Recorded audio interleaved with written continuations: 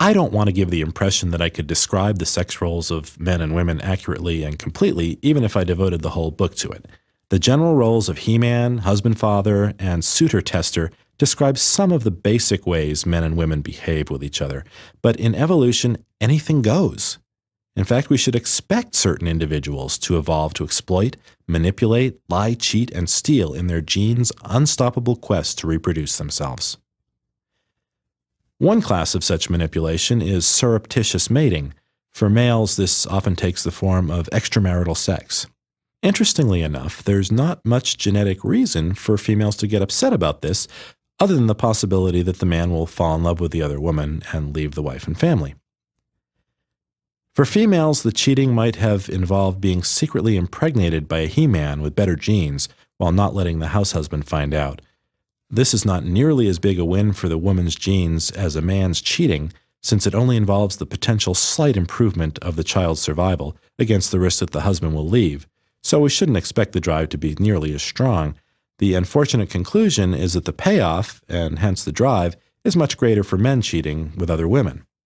For them, every additional pregnancy is another potential gene-carrying child at virtually no cost to the father. Timeout. Back up. How can I say that the whole point of cheating is to have more babies when we know people don't want to have babies as a result of affairs? Once again, the trick is to remember that there's a difference between our conscious thoughts today and the forces of natural selection on DNA in prehistoric times. The unconscious tendency to have affairs in certain circumstances is hardwired into people's minds as a result of evolution, as a result of the fact that our ancestors with those tendencies mated to have us. Regardless of today's morals, values, or thoughts, we're still stuck with that prehistoric programming that works by making us attracted to, infatuated with, fall in love with certain other people. We have incredibly strong sex drives as the result of natural selection. Once we evolved to have those strong sex drives, new kludgy uses were able to evolve on top of them. For instance, anthropological studies suggest that one main goal of female infidelity is not getting pregnant, but getting other favors, such as more meat for her kids, from the he-man. Conversely, this is why the he-man goes out hunting. Not because it's an efficient way to get protein, it isn't. Gathering is much more reliable. But because a big score lets him trade meat for sex all over the village. And then, of course, there's nothing to stop people from engaging in purely recreational sexual activity in their leisure time. Since natural selection evolved sex for reproduction to be so pleasurable, it makes sense that sex for its own sake would still be a favored activity as long as it didn't interfere with survival or reproduction. As the tactics and counter-tactics of mating strategies evolved, cheaters became better and better at cheating, and mates became better and better at detecting or preventing it. But the genetic payoff is so large that cheating remains a big factor in the way genes are passed down. Faking a role is another way of increasing one's chances of genetic payoff. It's tough to fake a he-man role when there are more dominant men around because they will tend to put you back in your place quickly. But we could expect a man who quickly notices he's the most dominant male around to get tough to win genetically. Faking the husband-father role offers much more chance for creativity. The most common ruse for a husband is pretending he's not already married in order to acquire another mating opportunity. For a bachelor, the classic scam is promising eternal love and commitment, but leaving after a few romps in the hay.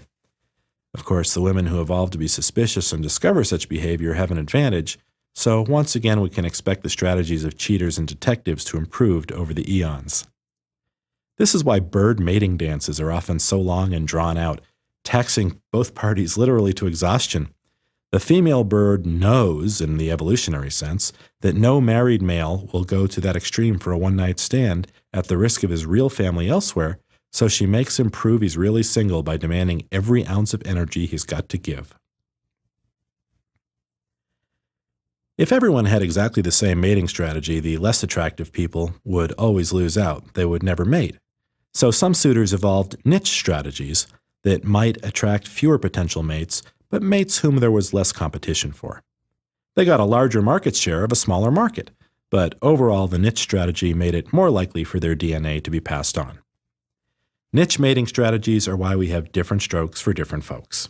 While the bulk of men pursue women under 30, who genetically have the most childbearing value, some men prefer older women.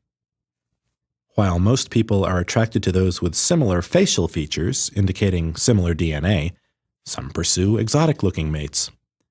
While most females test suitors before having sex with them, some are extremely promiscuous, perhaps resulting in the offspring getting at least some resources from a slew of potential fathers. Niche mating strategies are a shotgun approach, and the goal is to scatter the DNA as widely as possible.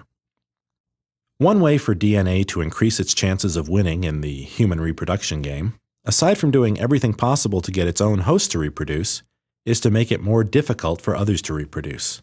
In the pre-meme days, powerful males could physically intimidate other males and keep many females for themselves. Males lower on the dominance ladder would be most likely to pass on their DNA by pretending to respect the sanctity of the dominant male's harem, but secretly taking advantage of whatever mating opportunities they could find. Studies show chimpanzees engaging in just this behavior. When memes arrived on the scene, it became in the genetic interest of males to spread memes that would decrease the likelihood of other males mating. It was in the interest of females' DNA to spread memes promoting good behavior in their suitors.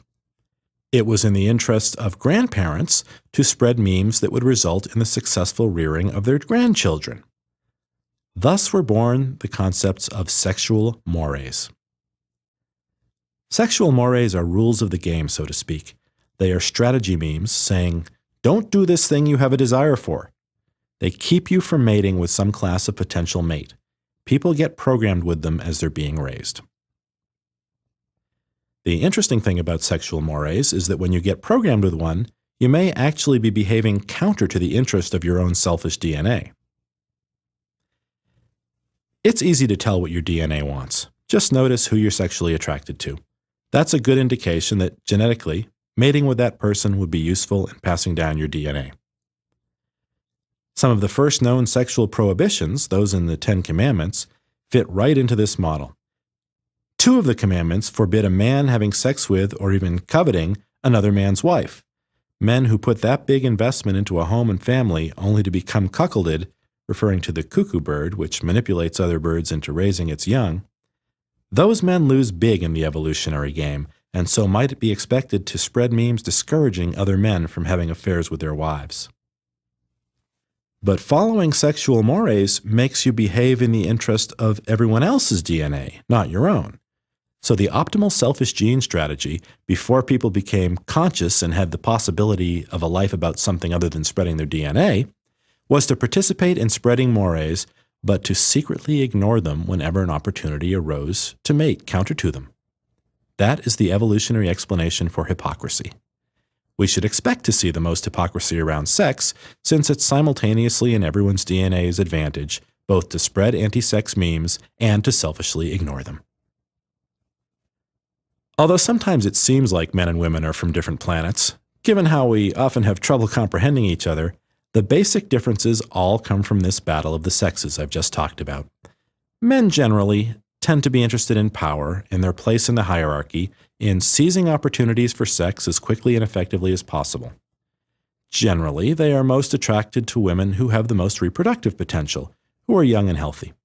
Typically, they are possessive of their women, guarding against being cuckolded.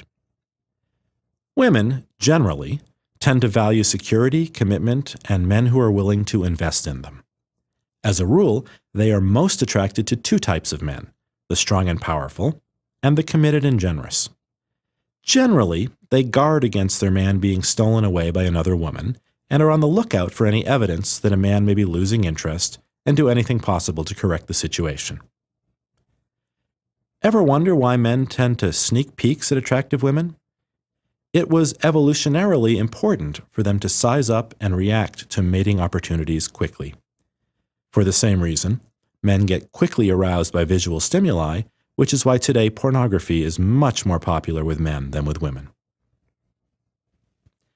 Men naturally try to impress women with their strength and power, and it works. Ever wonder why a woman gets upset if a man doesn't call her for a week? To her, it endangers the safety and security of the day-to-day relationship that she has been genetically bred to crave, and her defense mechanisms kick into action. Even if she's mature and confident, she's still likely to feel upset. It's a powerful, primal feeling. Women naturally test men to make sure they're really committed and not just faking it, and it works. Over the last few centuries, these sex roles have been affected greatly by meme evolution. And so we find men and women being less successful at reproducing, more frustrated in their relationships, and more confused as the primitive societies we evolved to live in have been supplanted by incredibly complicated and powerful cultural forces. But these drives we've been bred with are still with us, and mind viruses take advantage of them. They hook us. Different cultures today have evolved different sets of sexual mores, resulting in differences in male and female behavior.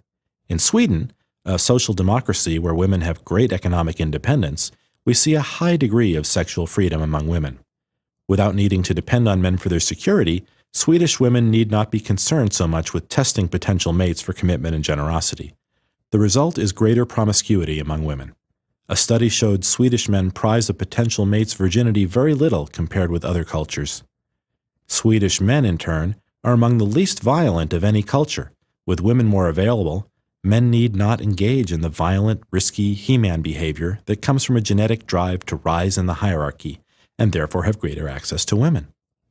Harsh punishment for violent crime isn't necessary. In sexually strict Saudi Arabia, we see the opposite. Women are highly dependent on men for economic security. Access to sex is greatly restricted for Saudi women. Men prize virginity in their potential mates.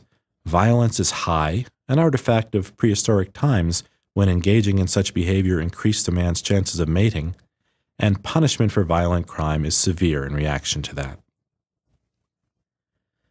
Access to sex is the driving force behind many aspects of culture.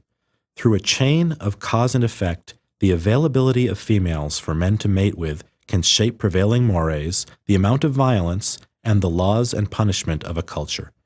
There's been a shift in sexual mores in the United States from the free love era of the 60s, when a baby boom surplus of young women did their own thing sexually, to the AIDS-fearful 90s, when young women were admonished to just say no and abstain from sex.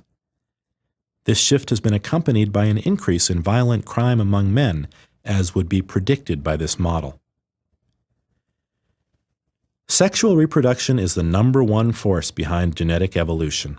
We evolved instincts and tendencies that supported maximum success in mating back before our culture started evolving.